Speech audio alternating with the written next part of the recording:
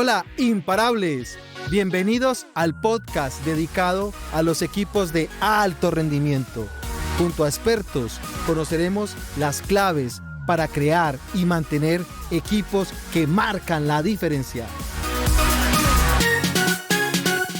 Hola a todos, bienvenidos a un capítulo más de Imparables. Hoy con el enorme gusto de estar en compañía de Miguel Monreal. Miguel es un emprendedor, soñador con más de 20 años en entornos empresariales y un defensor de la optimización de los negocios digitales. Oye Miguel, mil gracias por estar hoy con nosotros. Gracias Alex, a todo el equipo, un caluroso saludo a todos los oyentes, darte la enhorabuena por el podcast de Imparables y por supuesto por hacerme partícipe y bueno, pues poder contar mi historia, mi experiencia, quién soy, mi periplo, o sea que encantado de compartir este huequito con todos vosotros. Muchísimas gracias Miguel por darnos esta oportunidad. Bueno Miguel, cuéntanos un poco de ti. Bueno, aquí os habla un proyecto de informático, es decir, yo vengo de estudiar una ingeniería informática, desde ya que era pequeñito, con mi Amstrad y mi ordenador, en un momento dado empezar a estudiar eso que me apasionaba y que la vida y la suerte de cruzarme con personas pues, soñadoras y emprendedoras me animó a transformar este rol centrado en lo técnico e ir más allá. ¿Cómo podemos usar la tecnología para generar negocio, para generar valor, para mejorar la vida de las personas, crear oportunidades? Y eso ha sido mi transformación. Sigo queriendo pensar que tengo esa base técnica, aunque bueno, hoy en día, con lo rápido que va todo, pues a veces es difícil, ¿no? Total, ¿qué fue esa chispa que al final te llevó por este camino al emprendimiento? Sin duda. Así fue, efectivamente, Alex. Con dos buenos amigos y compañeros entonces de trabajo, pues surgió una idea. Antes de montar FLA 101, que es el proyecto en el que actualmente estoy volcado, surgió una primera idea, que es decir, oye, ¿por qué no montamos una empresa para gestionar todo este cambalache que es una boda? ¿Cómo podemos hacer? La tecnología nos ayuda a gestionar la lista de invitados, la disposición de las mesas, todo lo que necesita una pareja para casarse, el viaje, banquete, y que la tecnología ayude, ¿no? Estamos ahí hablando ya del año 2007, 2008, y en un momento dado ese es el clic en el que decidimos pues liarnos la manta a la cabeza y empezar a crear un producto que luego desarrollaríamos y que sería una iniciativa, una empresa, puramente un SaaS, un software as a service que diera soporte a nivel mundial. Esa era nuestra ambición. Estábamos viviendo en ese momento el inicio de las redes sociales, o sea, soluciones a nivel global para edición de fotos, para compartir información, y estábamos dando esos primeros pasos y esta era una solución que se perseguía que fuera global, que fuera para todo el mundo. Bueno, haciendo spoiler, no terminó bien, o sea,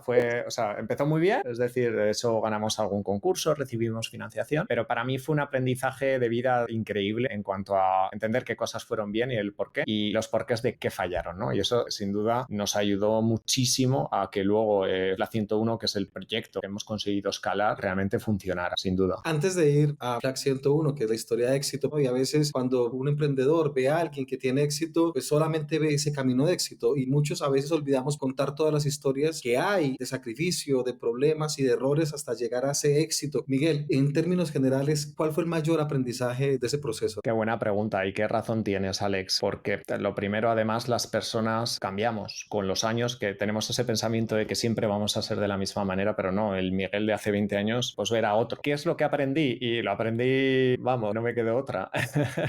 Pues realmente, mira, los compañeros de viaje que tenía mis socios eran y son excepcionales, pero el problema es que los tres teníamos un perfil muy similar. Imagínate, tres informáticos montando un software para bodas. Entonces, yo en aquel momento ni me había casado, ni entraba en mis planes, pero claro, nos centrábamos excesivamente, fue el error típico del enamoramiento del producto, de solo ver la parte técnica y en el que realmente no nos complementábamos. Todos pensábamos lo mismo, no había un pensamiento crítico y ese fue el mayor error. En aquel momento estaba muy en boga un libro que es como el libro negro del emprendedor y ahí sale, ¿no? Yo creo que si no es el primero es el segundo y ahí ¡pum! Pero claro, esto nos vamos a repartir el trabajo, tú te encargas de una parte, bueno, eso no sucede. Y ese fue el principal aprendizaje. Luego hubo otros, pero luego también es cierto que poniéndolo en contexto también sacas cosas muy buenas. Tuvo mérito, teníamos poco más de 20 años, nos presentamos a un concurso, recibimos financiación, estuvimos en Barcelona más de 6 meses acelerando, pues con personas muy relevantes en el mundo del sector digital y eso realmente fue un caso de éxito. Falló obviamente el negocio, pero fue una base muy buena para construir. Total, y eso forma carácter y esto es un mensaje claro para todos los que quieren emprender y sueñan con emprender. El camino es arduo, es un camino difícil, pero tienes que estar preparado para esos momentos y saber saber que son momentos de aprendizaje que te van a enriquecer para esa oportunidad final que puede significar el éxito. Sin duda, sin duda. Si yo pudiera volver en el tiempo, es decir, las personas con las que inicié el viaje eran las correctas, pero nos faltaban piezas del puzzle. Todo se venía abajo, porque había una parte relevante desde la gestión comercial, incluso la gestión económica, que no podíamos cubrir. Podíamos hacerlo en parte, pero no con las garantías suficientes para escalar una compañía. Pero claro, nuevamente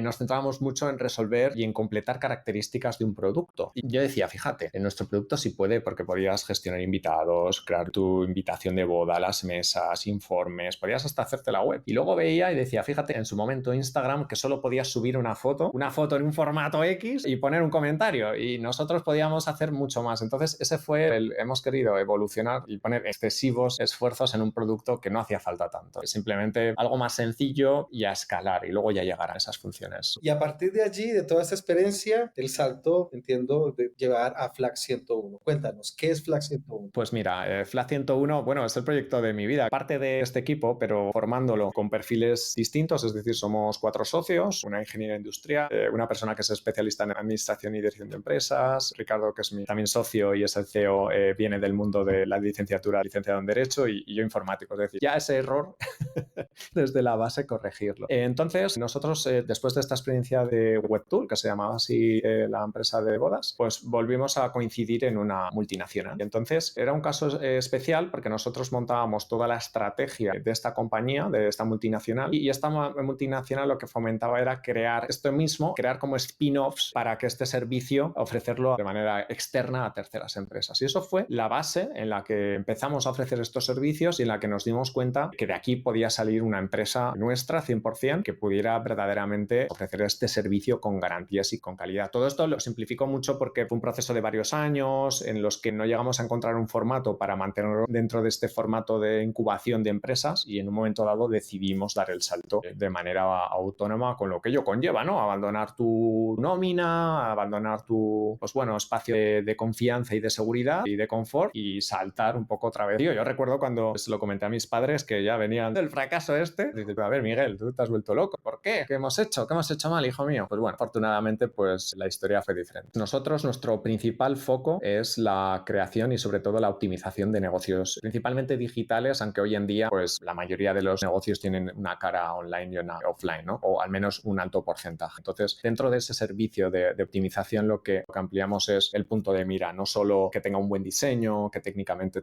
sea una solución solvente, sino que al final consiga los objetivos de negocio y consiga resolver una problemática a los usuarios, una recurrencia, una fidelización, al final que consiga el volumen de negocio que se espera o la rentabilidad que se desea. Para ello manejamos distintas palancas. Quizás un proyecto tenga un problema de volumen de visitantes, quizás otro tenga un problema de propuesta de valor, quizá otro tenga un problema de medición analítica. Entonces, principalmente analizamos los comportamientos, diseñamos soluciones, construimos soluciones técnicas, gestionamos la adquisición de tráfico, ya sea tráfico orgánico, de pago, social media, y la parte de medición, que ya no sé si la he comentado, también es una pieza clave. Hay clientes con los que trabajamos todas las capas de servicio, hay en algunos en los que nos centramos de alguna manera en un reto en concreto y utilizamos una metodología común que une las distintas disciplinas. Ese es nuestro foco. Llevamos, pues ya, fíjate, 12 años haciéndolo, es solo como Flac 101, y es nuestra core business. Y creo que estáis ahora pues en un elemento importantísimo, porque entre más, digamos, incertidumbre hay en los negocios, más necesario es entrar en esos ejercicios de optimización, ¿no? Y hablamos ahora de un elemento importantísimo cuando se intenta optimizar, es poder alinear el negocio, la estrategia y la tecnología, ¿no? ¿Cómo logran de alguna forma unificar esa visión que al final es la visión del negocio, ¿no? Sin duda. Fíjate, Alex, yo creo que por lo que nosotros vemos, cada vez las compañías tienen más medios, mejor tecnología, mayor conocimiento de los clientes. Sin embargo, lo que nos encontramos es que muchas veces el reto es verdaderamente activar eso, que realmente pongamos la tecnología al servicio del negocio y tendamos puentes, porque los medios existen. Hoy en día contamos con una tecnología muy superior a la que podíamos contar hace 20 años. Es cierto que legislativamente también tenemos ciertas limitaciones e impedimentos, pero no hay color, ¿no? En cuanto a cómo podemos abordar determinados retos. Hoy podemos activar experiencias en tiempo real que hace 20 años pues era muy impensable, ¿no? ¿Cómo intentamos tender esto? Pues muchas veces estableciendo unos objetivos, bajando, ¿no?, esos objetivos de negocio a unas métricas que verdaderamente sean accesibles y entendibles, y tendiendo puentes. Ahora, en los últimos proyectos que estamos haciendo, muchas veces se trata de empezar de menos a más con implantaciones tecnológicas dinámicas, o sea, en lugar de hacer una implantación tecnológica muy costosa y de muy largo plazo, decir, bueno, vamos a empezar a diseñar estos casos de uso, vamos a mejorar la experiencia aquí, vamos a capturar valor y a partir de ahí es cuando con estas dinámicas hay acercamiento entre negocio, hay acercamiento entre la parte técnica, porque muchas veces todo esto se había hecho como un gran proyecto tan complicado que nunca llegaba el momento de que esto se hiciera realidad. Esto ocurre en un porcentaje importante de las empresas. Entonces yo te diría, por resumir, que nuestro reto es en un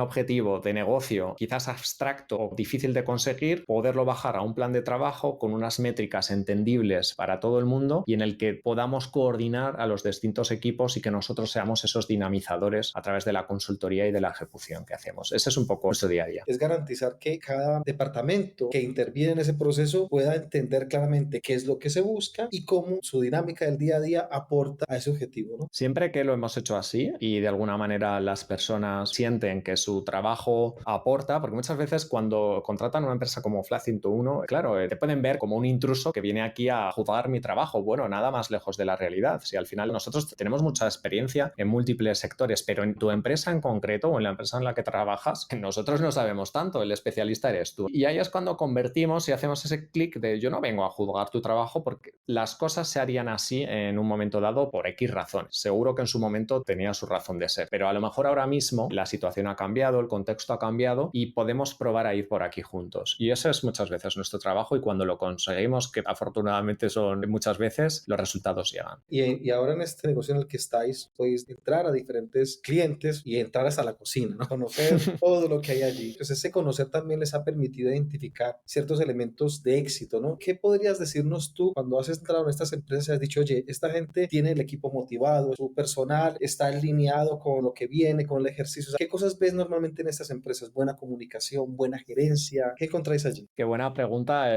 es complicada. A ver, muchas veces, bueno, esto no voy a descubrir nada nuevo, pero normalmente en las organizaciones, cuanto más grandes y más complejas son, tienen una burocracia que muchas veces frena la innovación, frenan, porque todo está como muy compartimentado y yo lo entiendo. Nosotros somos casi 300 personas y el FLA 101 de hoy en día no era el de hace 10 años, porque al final tienes que tener cierto orden, cierta jerarquía, cierta metodología, pero en las grandes, no digo en todas, pero en un porcentaje de compañías que son muy grandes, está todo excesivamente encorsetado. Entonces, en aquellas organizaciones que son más transversales, donde hay un ambiente, bueno, ya no sé si la palabra es ambiente, sino que se fomenta, ¿no? Ese trabajo más horizontal, normalmente es más fácil. En aquellas estructuras donde son más jerárquicas, muchas veces los procesos se vuelven más lentos y más complicados porque todo tiene unos tiempos muy amplios y tiene que seguir mucha burocracia y muchas veces lo nuestro es el factor tiempo y tiempo de reacción y tiempo de activación son claves. Si te pegas 6 meses para lanzar una idea, a lo mejor ya no tiene sentido. Entonces, creo que a veces hay que analizar si en la forma en la que se organizan las empresas son las más efectivas porque no estamos hablando de no tener jerarquía, sino de crear espacios en los que por un momento dado nos olvidamos de la jerarquía y antes de poner los peros a las cosas, vemos si esto tiene sentido y, ostras, sí, esto puede tener sentido, esto nos va a ayudar. ¿Cómo hacemos para que esto tenga ese fast track, ¿no? Vale, ¿cómo hacemos esto realidad? Aunque sea algo muy sencillo. Esa reflexión es interesante porque muchas veces lo vemos que con empresas de tamaño más mediano consigues grandes cosas y a lo mejor tienen muchos menos recursos que una empresa cotizada. Y ahí viene un poco en línea lo importante que es que llegue alguien y que haga un sano cuestionamiento de cómo ha evolucionado, pero al final las empresas, igual que un sistema evoluciona, igual que hablamos de deuda técnica en un sistema que ha ido corriendo por cumplir expectativas del negocio, del mercado, pues esa expectativa lo ha llevado a planteamientos que igual no son los más acertados y pasa igual en las empresas que se van creando jerarquías, vamos generando delegación y al final es bueno que alguien llegue y diga, venga, ¿realmente es necesario esto? ¿O en qué escenarios tiene sentido este modelo? ¿Y en qué escenarios deberíamos ser flexibles para acelerar, ¿no? Exactamente. Muchas veces nos encontramos con que hay mecánicas de trabajo que se hacen así simplemente porque se han hecho así siempre. Y quizás nadie se haya planteado, o quizás, bueno, esto se probó, lo probamos hace 3 años, pero a lo mejor no era el momento, o el planteamiento no terminó de acertarse, que lo hayas probado en el pasado y no haya salido bien no significa que no te pueda salir bien. Por aplicármelo a mí, pues lo de las bodas no salió bien, pues esto no, FLA 101 no va a salir bien, ¿no? Siguiendo esa lógica, como ya una vez lo has intentado y no. Bueno, es un ejemplo así un poco tontorrón, pero muchas veces pues las personas estamos anclados en ese status quo de, bueno, siempre se ha hecho así y ahí cuando se generan lo que hablábamos, esos espacios de conversación, pueden surgir ideas que digas, oye, pues, ¿por qué no? Total. Obviamente, pues de alguna forma con toda esta experiencia, te podrías decir, si tú te encontraras con el Miguel Monreal de hace veintitantos años, ¿qué le dirías dirías a la hora de intentar emprender un negocio digital? Bueno, lo primero, como en Regreso al Futuro, le daría ese almanaque, ¿no? Le diría que comprara Bitcoin o algo. No sé. Los dos principales aprendizajes, el primero ya lo hemos comentado antes, de rodéate de gente con la que te entiendas, pero que sea distinta a ti. Y la segunda que más me ha podido marcar es, plantéate si tu momento vital para emprender es este. El mío hace 12 años lo era, pero el momento de crear, de construir, es muy distinto. Es decir, obviamente el día a día es retador, pero es muy distinto. O sea, hace 12 años cada mes era sobrevivir, ¿no? Ahora es una empresa pues, que ya tiene una madurez, una solvencia, una trayectoria. Entonces es clave que sea el momento, y el momento no solo te compete a ti, te compete a tu entorno, compete a tu familia, a tu situación particular, y eso muchas veces se pasa por alto y pasa factura. Eso es lo que le diría. Y realmente que perseverara, ¿no? Que sigue así, porque vas a llegar a algo. Muchas veces las personas queremos tener resultados en el corto plazo y las cosas buenas pues llevan su tiempo, ¿no? Total, total. Y es una paradoja. Normalmente la única forma de construir estos sueños es dejando de dormir. O sea que el que quiera hacer realidad, emprender, prepárate porque van a ser muchas horas de no dormir. Y hay una cosa que me gustaría reafirmar y compartir a la audiencia, igual a ti, es a los primeros que les tienes que vender esta idea, es a la gente que te rodea. Yo, por ejemplo, empecé a emprender cuando ya estaba casado y es un viaje arduo, muy difícil, y tienes que vincular emocionalmente a la gente que está a tu alrededor. Pero si crees en eso, o sea, no hay nada más difícil que acostarse y sentir que puedes hacer algo y no lo puedes hacer. O sea, tienes que intentarlo. Así fracases, pero hay que Absolutamente, absolutamente. Esa red de apoyo, Alex, es fundamental, y seguro que a ti te ha pasado de cuando tienes en casa comprensión, cuando tienes ese punto de apoyo, pues todo es más fácil, ¿no? Porque pasas días duros y tener esa red de apoyo es clave. Para mí, vamos, me resulta fundamental. Si por una situación económica, por una situación de que tienes personas a tu cargo, y seguramente no sea el momento. O sea, habrá otro, pero ahora mismo no es el tuyo. O si quieres lanzarte esa idea, tienes que ser honesto y realista. Decir, vale, y hablarlo con tus socios. Yo tengo esta circunstancia, yo voy a poder llegar hasta aquí. ¿Es ok? ¿No es ok? Porque una vez arrancas, vamos todos a la vez. Entonces tienes que intentar poner todos estos puntos encima de la mesa y ser honesto contigo mismo y con los demás. porque el camino es arduo y es un camino Sí. difícil, y si tienes ahí una carga que realmente no puedes asumir, generar falsas expectativas, tienes que iniciar bien para terminar bien. Sin duda, Alex, sin duda. Miguel, ha sido un podcast muy, pero muy agradable. Hay mucho que compartir, pero nos vamos con un mensaje de aquellos que nos escuchan, decirles, emprender es una experiencia, hay que estar preparados para un camino difícil, pero vale la pena si crees en ello y aprendes de esos errores, ¿no? Como bien nos lo ha comentado Miguel. Mil gracias, y animar, si las personas que nos escuchan, ¿no? Estáis pensando, yo deciros que no os arrepentiréis. Es decir, con todo esto que hemos hablado, yo me alegro muchísimo porque todo lo que he aprendido en el camino, toda la gente que conoces, que todos esos puntos de vista te enriquecen muchísimo y te hacen una persona, pues para mí más, no sé si usar la expresión más completa, pero al menos más rica, porque tienes múltiples sensibilidades y puntos de vista. Entonces, para mí ha sido una experiencia vital pues muy interesante, y si tenéis la oportunidad, a ello, con todo lo que hemos hablado. Y Alex, yo encantado, cuando quieras, se me ha pasado como volado. Gracias a toda la audiencia de Imparables. Mil gracias por acompañarnos en Imparables, un podcast pensado para aprender a crear y consolidar equipos de alto rendimiento. Y recuerda, juntos somos imparables.